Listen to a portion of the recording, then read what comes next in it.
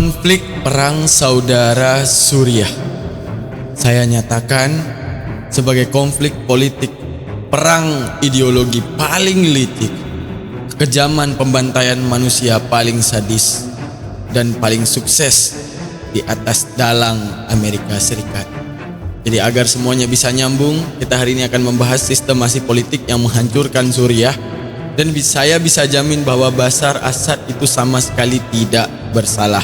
Karena begitu banyak kejanggalan yang kita dapati di dalam kasus tersebut, dan kita akan bongkar semua kejanggalan tersebut.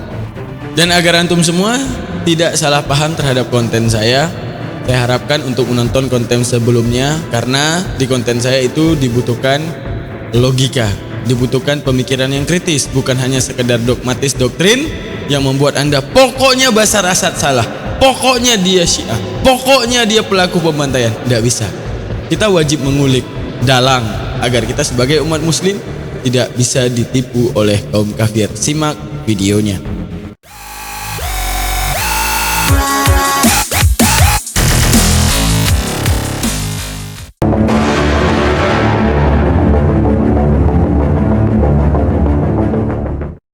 Ada misteri menarik yang terjadi di Suriah, yaitu terjadinya politik ambiguity, kebingungan publik.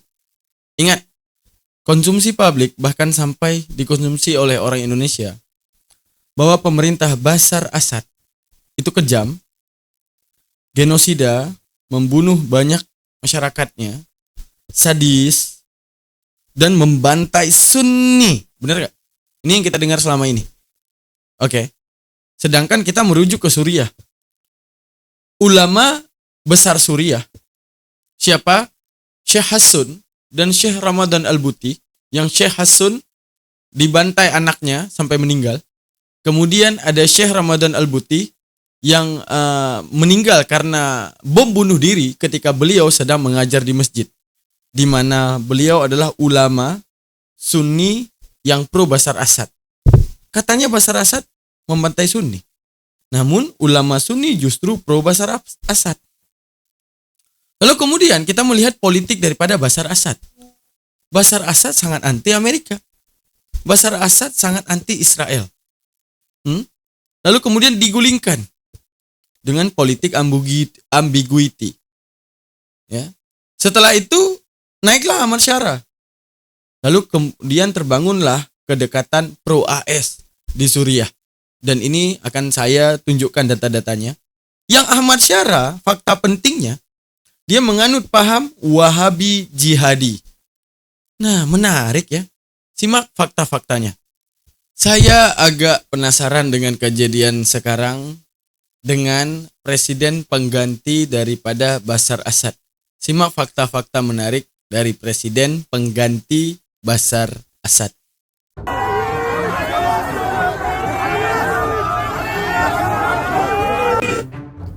Presiden Amerika Serikat Donald Trump hari Senin waktu Washington menjamu Presiden Suriah Ahmed Al-Shara di Gedung Putih dan secara terbuka memujinya sebagai pemimpin yang sangat kuat, menandai pembalikan kebijakan luar negeri AS yang paling dramatis dalam sejarah Timur Tengah. Ahmed Al-Shara yang sebelumnya juga dikenal sebagai Abu Muhammad Jalani adalah mantan pemimpin kelompok yang berafiliasi dengan Al-Qaeda.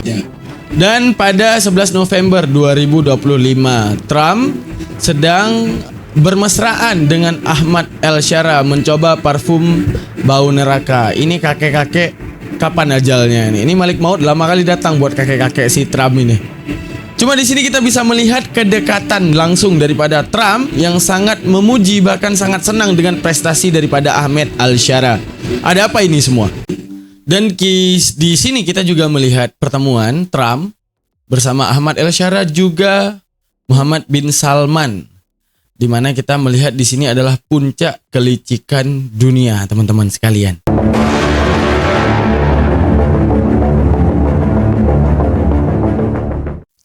Pertama, kita wajib dulu kenal Ahmad Al-Shara. Ketika saya menanyakan apakah dia Syiah, ternyata bukan.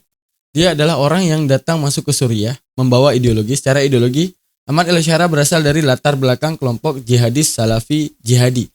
Namun ia telah menjauhkan diri daripada Al-Qaeda dan ISIS Khawarij yang dianggap Khawarij, ya padahal sama aja. Mengadopsi pendekatan pragmatis yang dinilai lebih moderat daripada pandangan ekstremis tradisional. Oke, teman dia siapa? Apakah dia berteman dengan Hamas dan siapapun yang dicap teroris? Tidak. Dia dulunya berteman dengan Al-Qaeda. Siapa Al-Qaeda? Al-Qaeda sering dikaitkan dengan ideologi Salafi Wahabi, namun tidak secara langsung sinonim dengan gerakan Wahabi arus utama. Kelompok ini mengadopsi elemen pemikiran ekstrim, jihadis, pemurnian akidah ala Wahabi Salafi, namun mencampurnya dengan konsep perlawanan politik global, jihadis Salafi yang sering ditentang oleh ulama Wahabi tradisional di Arab Saudi. Artinya, ini politik jihadi ala Salafi dan ideologinya membawa Salafi Wahabi yang berteman dengan Ahmad El-Syara. Sebagaimana kita tahu bahwa kalau yang memiliki politik Wahabi, maka Wahabi itu paling benci dengan Syiah. Itu udah pasti. Cuma kita bisa melihat siapa yang ada di belakangnya. Pertama, dulunya Wahabi ini dipakai oleh Inggris. Inggris mulai menjalin hubungan strategis memanfaatkan aliansi Wahabi Saudi, ya, untuk memberantas siapa? Kekhalifahan Turki Utsmani yang kita kenal dengan dinasti Ottoman, di mana ini tidak berpaham Syiah, juga tidak berpaham Wahabi. Inilah kita, Ottoman, ya, yang dirambat oleh pemikiran Wahabi untuk diperangi 1916, yang di belakangnya ada Inggris. Oke, yang sekarang kita bisa melihat dan mencoba mengkaji bahwa sekarang mulai digunakan aliansi Wahabi ini oleh Amerika Serikat karena meninjau dan mempelajari Inggris. Oke, perhatikan. Pada tahun 1916, Inggris memberikan dukungan senjata dan dana kepada Abdul Aziz bin Saud, penguasa yang didukung oleh ulama Wahabi untuk melawan siapa? Turki Utsmani. Ingat, Turki Utsmani bukan Syiah, Turki Utsmani bukan Wahabi. Turki Utsmani layaknya kita, yang bukan Syiah dan juga bukan Wahabi. Dan perhatikan, kerajaan Turki, Ottoman, dinasti Utsmaniyah, ya, yang kita kenal. Sosok tanduk Sunni, Aswaja, Ahlus Sunnah wal Jamaah yang paling kuat yaitu Ottoman. Kita melihat di sini. Ottoman ini berteman dengan Nadir Shah. Asal Anda tahu, ini saya bilang. Kekuasaan Nadir Shah, ya. Antum harus nonton video saya sebelumnya, kok nggak akan tahu ini. Ya, yang baru aja nonton channel saya, nonton dulu video sebelumnya biar tahu semuanya. Ingat, Ottoman berteman dengan Nadir Shah. Nadir Shah apa? Syiah. Syiah Iranis yang anti kufar. Nadir Shah membangun politik dan mengajak Ottoman bersama dengan Nadir Shah membangun politik persatuan umat muslim, persatuan Sunni Syiah. Sehingga terbangunlah aliansi antara Kesultanan Utsmaniyah Ottoman dengan siapa? Dengan Nadir Shah. Namun setelah itu dari pemerintahan 1737 sampai 1747 kalau nggak salah, maka di saat itu di tanah Arab lahirlah Wahabi. Nonton video saya, udah saya bongkar data-datanya. Bayangin di 1740 lahir Wahabi. Di antara deklarasi Nadir Shah mempersatukan Sunni Syiah. Lalu kemudian Inggris melihat persatuan umat Islam. Ketika Inggris mulai melihat persatuan umat Islam, ini nggak bisa dibiarkan. Karena kalau umat Islam bersatu, kufar akan dipukul mundur. Mungkin mereka mempelajari sejarah Islam kali ya. Bahwa Islam kalau bersatu seperti era Rasulullah SAW, sebelum era perang saudara, perang Jamal, perang Siffin dan semuanya, ini Islam tanpa pecah belah, layaknya Rasulullah menaklukkan segalanya. Ini nggak bisa. Cara menghancurkan Islam yaitu pelajari era setelah Islam. Ketika kemudian Rasulullah meninggal, terpecahlah Islam, disitulah kehancuran Islam habis-habisan. Karena apa? Dan mampu dikuasai oleh kaum kufar. Karena apa? Islam terpecah belah, politik kafir masuk di tengah-tengah Islam, dengan politik afiltrasi, mencoba menjadi teman, pakai politik false flag operation, mereka mencoba menjadi teman hanya untuk membenturkan antara Islam dengan Islam. Nah ini nauzubillah. Bayangin, Ottoman sendiri ini secara tegas menolak dan memerangi gerakan Wahabi pada abad ke-18 dan abad ke-19. Karena Ottoman menyadari mereka bukan Sunni. Mereka menyadari dan menggempar-gemporkan nama Sunni, tapi mereka berpihak pada kaum kufar untuk membantu kaum kufar. Bahkan mereka ingin dan punya tujuan meruntuhkan kerajaan Kesultanan Utsmaniyah.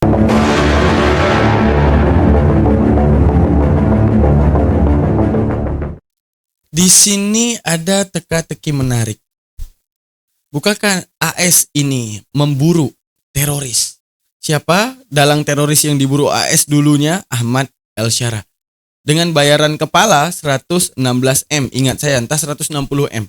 Bayaran satu kepala Ahmad El-Syara. teroris menurut AS. Lalu kemudian, kenapa sekarang justru AS berteman dengan Ahmad El-Shara yang dulunya dicap teroris? Kita melihat Ahmad El-Shara juga berteman dengan MBS, Muhammad bin Salman. Apakah kita bisa menyebutkan bahwa Ahmad El-Shara dijadikan sebagai boneka ataupun orang dalam yang masuk di antara Islam, menyamar menjadi sama-sama Islam hanya untuk menggulingkan pemerintahan Bashar Assad yang kita kenal anti AS? Paham maksud saya di sini? Bahwa ketika AS mengetahui ini Islam, ini paling cocok masuk ke Suriah, kami nggak cocok karena kami bukan Islam. Dia yang teroris, lupakan. Pakai dia. Kebetulan dia punya pemahaman yang sama seperti MBS. Pakai dia untuk gulingkan BA. Kenapa BA? Karena BA itu anti AS. Ini pertanyaan yang gede banget ini. Terus kita lihat Ahmad El-Shara ya. Ia memimpin HTS. Ya. HTS itu apa namanya? Hayat Tahrir Asyam. Itu fraksi yang dia bangun. Dia membangun HTS menggulingkan rezim Assad pada Desember 2024. Artinya dia berada di dalam Suriah. Tangkap di sini. Artinya ini si El-Shara ada di dalam Suriah saat itu dan membangun koalisi-koalisi, membangun teman, membangun aliansi-aliansi untuk menggulingkan rezim Assad. Ketika dia menggulingkan rezim Assad dan dia sekarang naik sebagai presiden Suriah, apa yang terjadi? AS mulai berteman dengan Ahmad El-Shara. Paham maksud saya di sini? Dan ada fakta menarik teman-teman dalam jatuhnya Bashar Assad. Perhatikan. Assad secara vokal artinya menentang penuh ya. Campur tangan Amerika Serikat yang mendukung kelompok oposisi dan milisi tertentu di Suriah. Artinya Bashar Assad sadar ada oposisi dan milisi yang terbentuk di Suriah dan dia menyadari di situ ada campur tangan Amerika. Disinilah awal semuanya berasal. Seperti yang kita tahu. Ahmed Al-Assar tadi ya. Siapa tadi? Ahmed Al-Shara. Ahmed Al-Shara tadi adalah orang yang tadinya berteman dengan Al-Qaeda, kemudian masuk ke Suriah, dia membangun HTS. Setelah dia bangun HTS, Assad menyadari kalau ini adalah campur tangan Amerika di balik Assad yang tidak mau pernah tunduk kepada Amerika. Perhatikan gap menariknya. AS dan sekutunya memberlakukan sanksi berat kepada Assad atas dugaan kejahatan perang sebelum rezimnya runtuh. Sekali lagi, AS dan sekutunya memberlakukan sanksi berat kepada Assad atas dugaan kejahatan perang sebelum rezimnya runtuh. Nah, di sini teka-tekinya.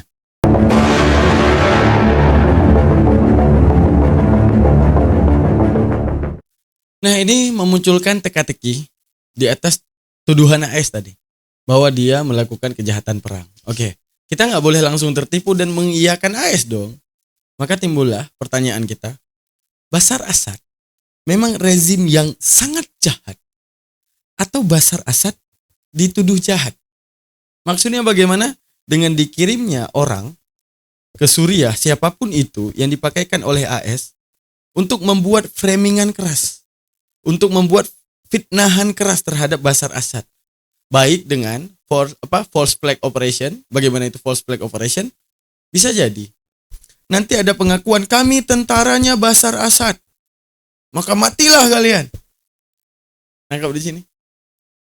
Ada pembantaian, bawa nama Bashar Assad. Ada kehancuran, ada pengeboman, ada pengerusakan, bawa nama Bashar Assad. Lalu kemudian dengan peralihan isu tersebut untuk memalingkan pandangan publik tersebut, lalu AS menetapkan bahwa Bashar Assad memang jahat. Mengatakan bahwa dia melakukan kejahatan perang. Pertanyaannya, kita sebagai Muslim, apakah boleh menerima itu mentah-mentah? Mari kita bongkar dan simak baik-baik. Maka, simak teka-tekinya. Benarkah tuduhan yang selama ini kita makan dan kita telan bahwa Bashar Assad membantai Suriah? Atau anonimus, arti anonimus ini orang yang tidak dikenal karena kita belum membongkar ya. Dialah yang membantai Suriah atas nama Bashar Assad. Nangkap di sini? Nama Bashar Assad dikambing hitamkan. Dalam politik disebut 3. Politik kambing hitam, scapegoating. Jika akar masalahnya adalah kegagalan sistemik, propaganda seringkali mengarahkan telunjuk ke satu kelompok tertentu, etnis, agama, atau kelompok sosial lain. Dengan menyalahkan kambing hitam, emosi masyarakat tersalurkan ke sana, dan sistem yang rusak di akar tetap aman dari kritik. Dan analisis dalam politik scapegoating. Pertanyaan kita, apakah benar Bashar Assad yang dia punya politik anti-AS dan bahkan menolak Zionis, Bashar Assad ini dijadikan kambing hitam dengan mengutus dua pro-AS, yaitu HTS dan juga ISIS, yang keduanya berada di Suriah untuk mengkambing hitamkan Bashar Assad agar mampu digulingkan, agar pemimpin HTS tadi siapa? Ahmad Al-Shara naik. Setelah Ahmad Al-Shara naik, kemudian AS bisa masuk ke Suriah. Benarkah demikian?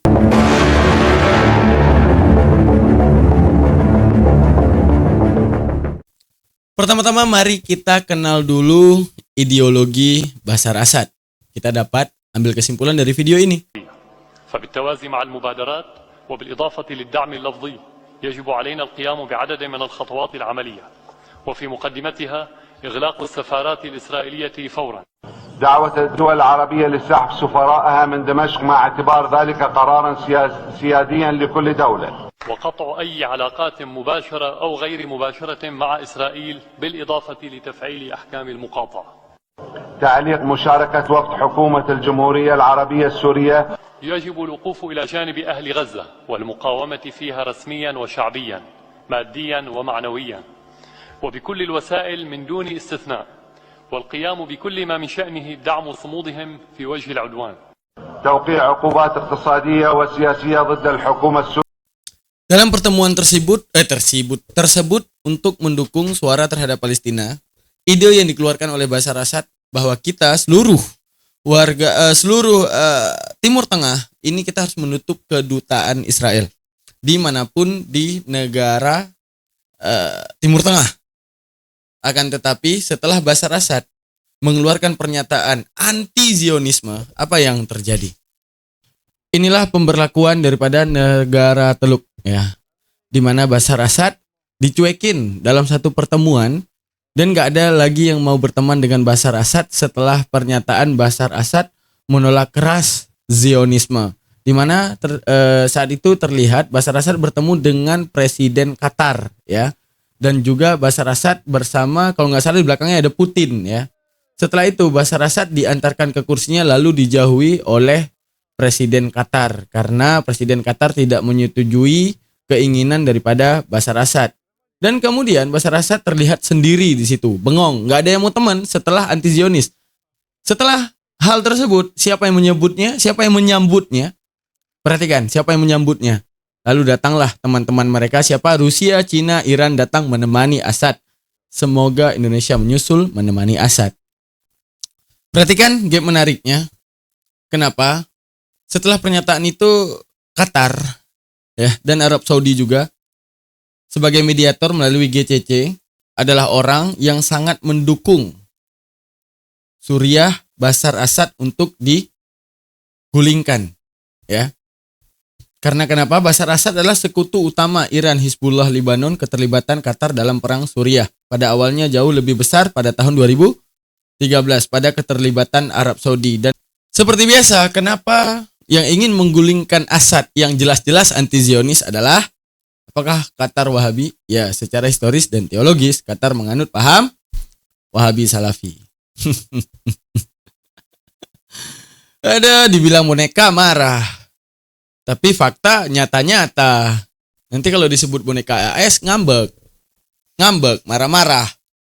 Tapi fakta dunia nggak bisa menolak semua itu.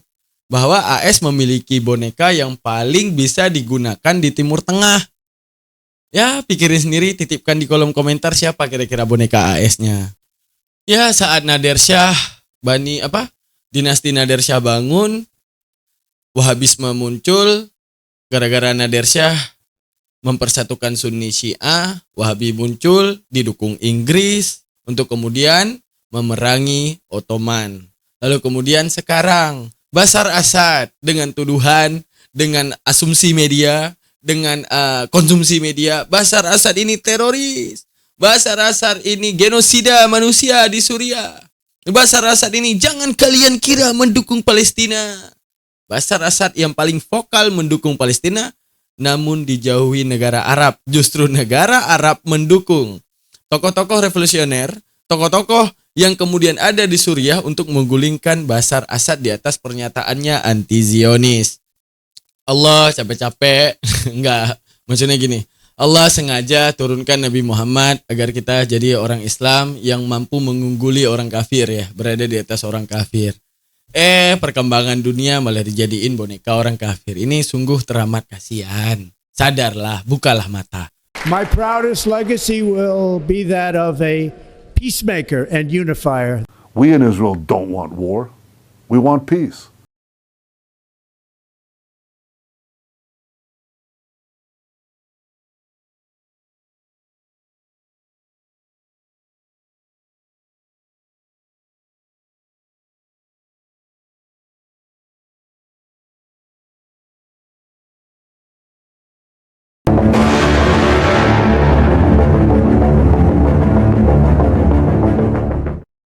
Ya, kalau memang Anda adalah orang yang kembali ke dalam Al-Quran dan ke dalam hadis, ingat, apapun perkataan orang kafir, Allah telah memberikan pernyataan bahwa mereka akan mengatakan perdamaian. Tapi Allah paling tahu sifat mereka karena Allah yang menciptakan mereka, bahwa mereka lah penyebab daripada segala kerusuhan, maka bukalah mata Anda. Ingat, kemarin telah saya jelaskan, kita jangan langsung terjebak dengan politik diversion. Politik diversion, di mana politik diversion itu mengalihkan pandangan kita agar kita tidak tertuju kepada penyelesaian masalah, agar kita tertuju kepada ujung perang ataupun ujung masalah. Apa yang terjadi pada ujung perang? Ujung perang yang menjadi konsumsi publik bahwa Bashar Assad membantai Sunni. Bashar Assad ini anti Sunni. Bashar Assad ini membunuh, menghancurkan ribuan orang Sunni yang ada di Suriah. Ini ujung perang. Pertanyaan saya, ini fatwa yang keluar dari siapa? Publik, oke. Publik dipegang oleh siapa? Oke. Bisakah kita menyetujui ini dari bukti-bukti atau kita cukup menelan hasil ujung perang? Tidak bisa. Karena kita juga harus mencari tahu, bisakah orang yang disebut salah itu beneran salah atau enggak? Kita lihat politik Bashar Assad. Di mana Bashar Assad vokal ke PBB pro-Palestina. Usir segala pada saat pertemuan di Timur Tengah, Bashar Assad menyatakan pro-Palestina, usir semua kedaulatan, kadubes ya, segala duta-duta besar daripada Israel di negara Teluk dan di Timur Tengah, usir semuanya. Kebijakannya apa? Sunni Syiah, menyatukan Sunni Syiah. Di mana contoh Syekh Hassun, ulama karismatik besar daripada Suriah, dan Ramadan Al-Buti, dan juga merupakan syekh sufi besar di Suriah dan merupakan Sunni, bukan Syiah dan juga bukan Wahabi, ini mendukung Bashar Assad. Karena tahu bahwa Bashar Assad ini tidak kejam. Buktinya setelah dia naik, begitu damainya Suriah, sebelum masuk sekte yang ketiga. Sebelum Bashar Assad itu diracuni dengan masuknya sesuatu yang kita tidak tahu apa, yang nanti akan kita bongkar. Politik daripada Bashar Assad yang kita tahu adalah anti-Zionisme. Anti-Zionis AS. Lalu kemudian, bagaimana langkah AS? Coba tebak, kira-kira bagaimana langkah AS? Musibah terbesar yang menimpa umat Islam sepanjang sejarah umat Islam adalah fitnahnya Wahabi ini. Maka sekarang Bapak Ibu sekalian, mereka ganti kulit, nggak mau disebut Wahabi, maunya disebut Salafi.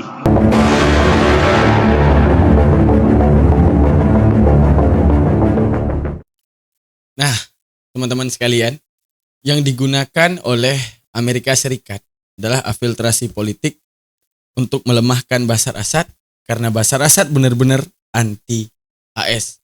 Bagaimana itu afiltrasi? 2. Bidang militer dan politik. Di dunia pertahanan, infiltrasi adalah teknik penyusupan personel atau kelompok ke wilayah musuh secara diam-diam, tanpa terdeteksi untuk tujuan tertentu. Tujuan: mengumpulkan intelijen, mata-mata, melakukan sabotase, atau melemahkan moral lawan dari dalam sebelum serangan besar dimulai. Konteks politik bisa berarti penyusupan ideologi ke dalam suatu organisasi atau negara untuk mengubah pandangan masyarakat secara perlahan. Ingat, dalam satu proses infiltrasi ada yang namanya melemahkan moral lawan. Secara perlahan masuknya, pelan-pelan masuk ke Suriah, pelan banget. Sampai sebelum serangan besar.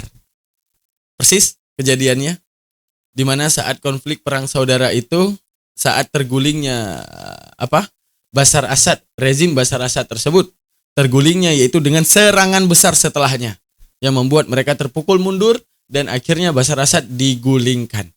Nah, yang paling penting kita bahas adalah melemahkan moral. Caranya bagaimana? Pertama, kita bisa bahas di tahun, saya lupa tahunnya, di mana Bashar Assad itu saya duga masuk dalam perangkap Saudi.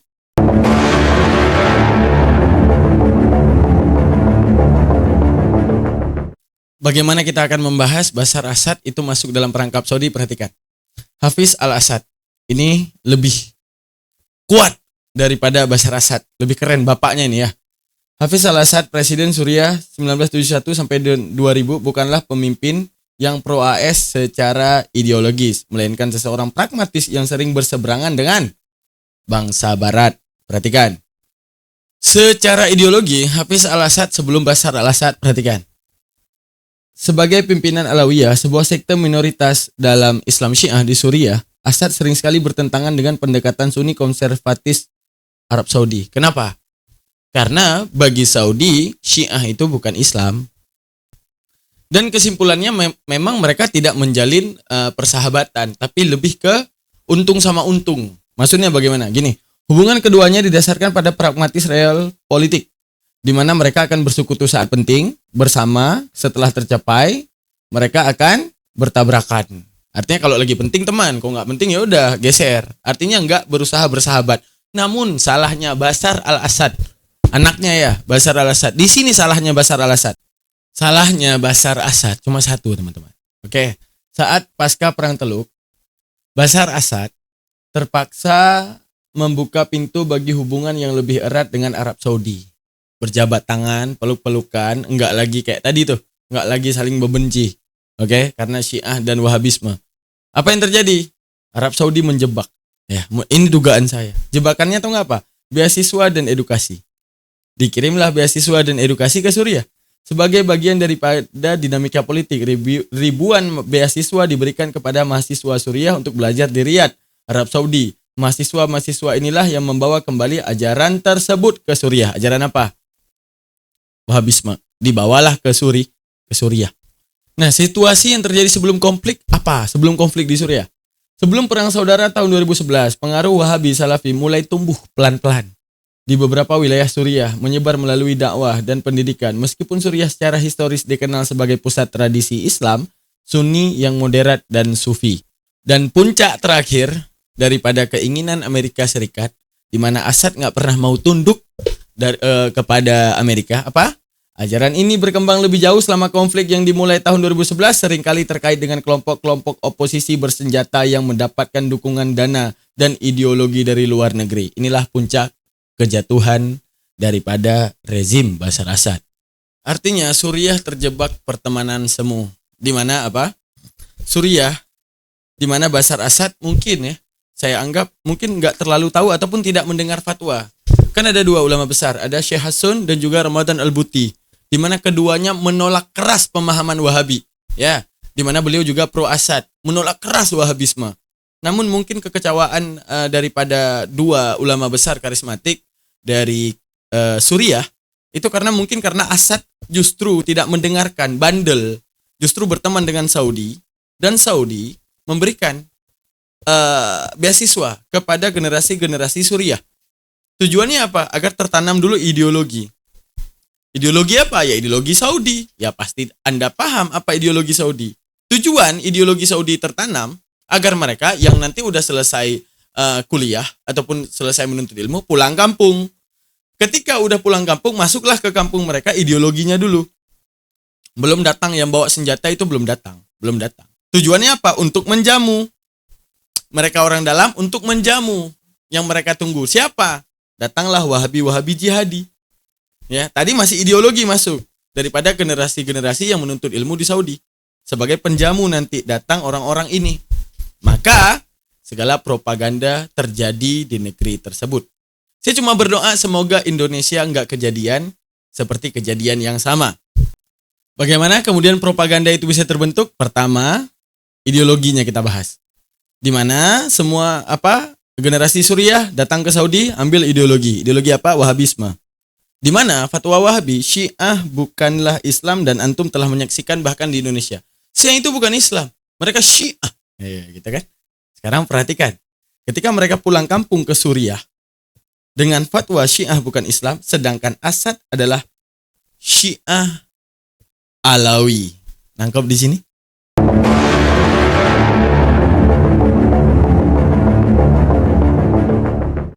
Sehingga timbullah pemikiran yang ditanamkan dalam propaganda Suriah, mana mungkin kami dipimpin oleh rezim non-muslim.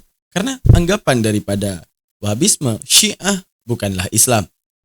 Lalu setelah Asad masuk perangkap Saudi dengan meracuni generasi dengan pola Wahabisme, di mana dikirimlah begitu banyak undangan beasiswa kepada Suriah yang membuat semua generasi Suriah menuntut ilmu di Saudi. Setelah pulang, mereka sendiri yang memandang aneh pemimpinnya sebagai Syiah dengan pola pendalaman Syiah bukan Islam.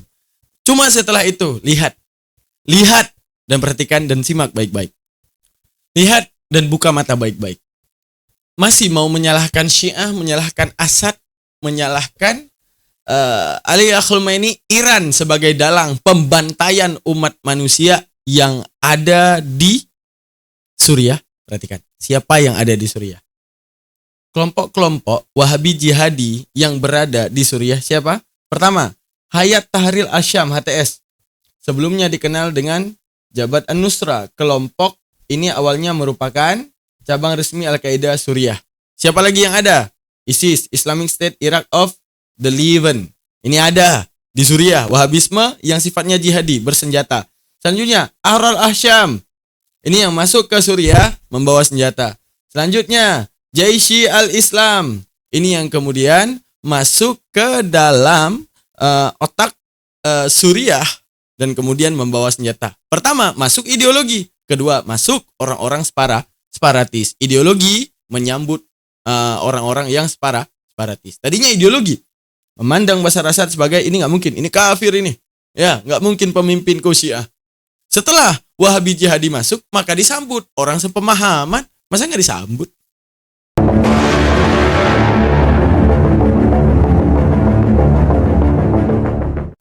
Dan misteri menariknya di sini. Ketika Hamas difitnah oleh Wahabi, mengatakan Hamas juga ikut menjadi dalang karena mereka mengibarkan bendera pemberontakan Suriah. Katanya Hamas, yang mereka sebut Hama, menjadi dalang terorisme kehancuran Suriah. Lihat dan perhatikan faktanya. Tadi segala Salafi jihadi mulai ada di Suriah sampai perang selesai. Salafi jihadi, ya, beberapa golongan. Hamas yang difitnah, justru perhatikan. Hamas sempat memiliki markas politik di Damaskus, Suriah selama bertahun-tahun sebelum perang saudara meletus pada 2011. Namun saat perang saudara Suriah memanas, Hamas secara resmi menutup kantornya dan meninggalkan Suriah sekitar tahun 2012-2013. Hamas malah pergi. Di mana ceritanya fitnahan Hamas mendirikan bendera lawan pemberontakan Suriah? Fitnah selama ini yang kita tonton di publik. Hamas bawa bendera pemberontakan Suriah untuk membantai warga Sunni.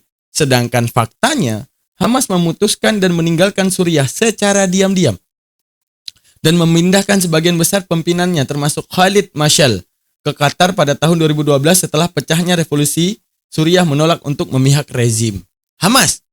Namun alhamdulillahnya nanti Bashar Assad ditolong Hizbullah. Oke. Kalau nggak ada Hizbullah udah hancur dari awal, udah rusak itu. Udah. Yang perlu kita bilang Hamasnya yang katanya mendirikan bendera untuk pemberontakan Suriah.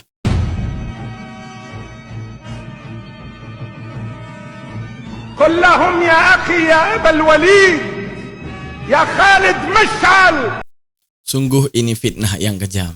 Katanya Hamas mengangkat bendera pemberontakan Suriah untuk membantai warga Sunni.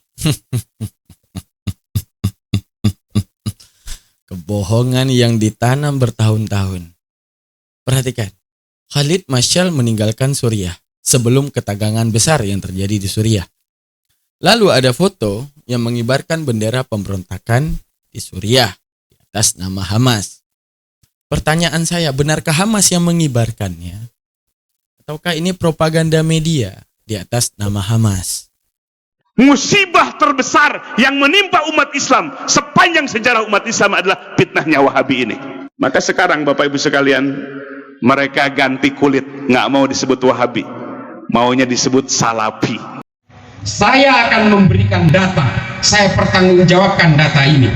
100% teroris yang ditangkap di Indonesia, 100% teroris yang ditangkap oleh Densus 88 di Indonesia ini penganut paham Salafi Wahabi. Nih, saya sering dipakai oleh Densus untuk menyelami ideologi mereka. Ketika Densus menangkap teroris, saya kadang-kadang dilibatkan untuk melakukan interogasi ideologinya. Dan semuanya saya bertanggung jawab terhadap hasil temuan saya.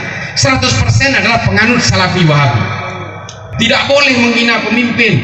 Itu orang-orang Islam itu pergi 212, pergi ke Monas, unjuk rasa, haram, nggak boleh. Menarik, memang menarik pada awalnya, tapi ketika tertarik dan kita masuk ke dalamnya, kita akan dijebak dengan pengkafir-kafiran terhadap orang yang berbeda. Salafi Wahabi mengharamkan maulidan. Teroris saya tangkap Densus di penjara, pada ngamaki moloden. Salafi Wahabi mengharamkan musik, sama teroris yang juga di penjara itu mengharamkan musik. Lalu di mana perbedaannya? Tidak ada perbedaannya, ini hanya proses menuju. Produk akhirnya akan menjadi seperti Amrozi. Saya jamin. Kebenaran akan terungkap, teman-teman sekalian, cuma tidak hari ini. Pembantaian Suriah kita belum masuk, kekejaman Suriah kita belum masuk, bab dan segala ideologi politik yang muncul saat kecamuk perang di Suriah. Itu mungkin ada di setelah konten ini. Kita sedang membongkar dasar dan landasan dan segala strategi akar mulanya. Artinya Anda jangan terjebak dengan hasil ujung perang, di mana langsung muncul segala fitnahan yang kita anggap fitnah. Sekarang gini, membuktikan itu fitnah itu perlu dengan meneliti akar. Nah, jikalau video saya ini cukup membuka pikiran Anda kalau ini akar segalanya, maka cukup untuk berhati-hati agar Indonesia tidak menjadi Suriah. Namun kalau bukan, tolong bantah, saya juga tidak mau merasa benar. Tolong bantah segala argumentasi saya di balik apa yang saya utarakan. Ya Allah, saya sangat takut, ini negeri saya, dan saya berada di Indonesia, saya takut ini menjadi Suriah nomor 2.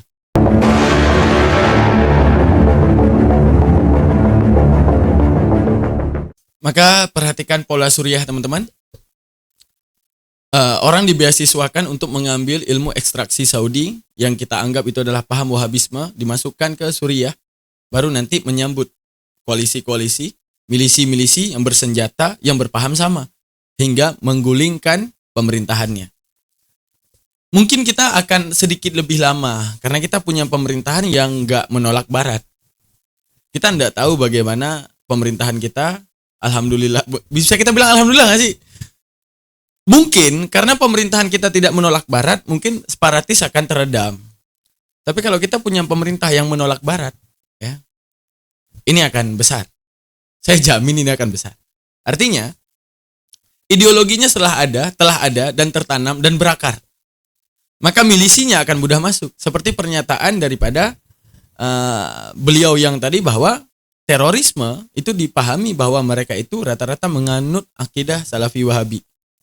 Maka seperti ideologi yang tadi saya katakan, bahwa ketika anak Suriah, generasi Suriah pulang ke negaranya, apa yang mereka pandang kepada Bashar Assad yang telah membantu mereka untuk kuliah di Saudi? Wah, bukan Islam ini yang pimpin negara gua, gitu. Selayaknya seperti kita, melakukan maulud, tahlil, tabarruk di kubur dan semuanya, apapun yang kita lakukan. Ya dalam pandangan mereka kita bid'ah ahli neraka, sesat dan ahli neraka.